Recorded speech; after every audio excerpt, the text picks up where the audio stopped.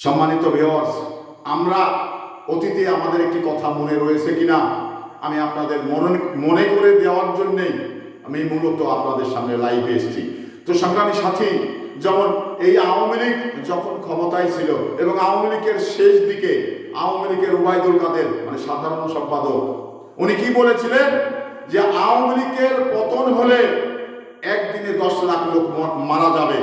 দেখুন, এটা চরম একটি দৃষ্টান্ত স্থাপন করেছে তারেক রহমান সাহেব।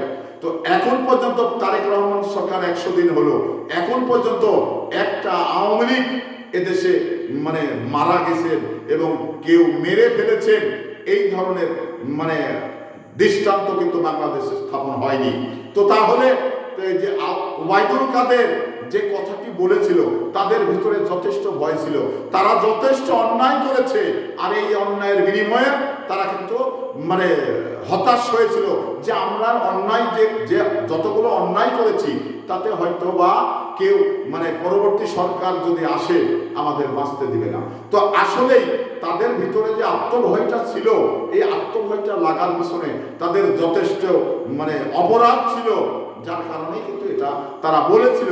তো এই 100 দিনের সরকার তারেক রহমানের, এই 100 দিনের সরকারে রাজনৈতিকভাবে সহিংসতায় কোনো বিএনপি আওয়ামী লীগকে মেরেছে এই ধরনের নজির কেউ দেখাতে পারবে না, এটা আমি পরিষ্কার কথা বললাম। কারণ এই বাংলাদেশে 100 দিনের সরকার, হয়তো 100 দিন হচ্ছে, এই 100 দিনের সরকার এখন পর্যন্ত রাজনৈতিকভাবে কাকে হয়রানি করেছে, রাজনৈতিকভাবে কাকে মামলা দিয়েছে, এই রকম নজির বাংলাদেশে এখনো স্থাপন করেনি তারেক রহমানের সরকার। তো তাহলে তারেক রহমানের সরকারকে এদেশের মানুষ, কতিপয় কিছু মানুষ তারেক রহমানের সরকারকে উৎখাত করার চেষ্টা করছে।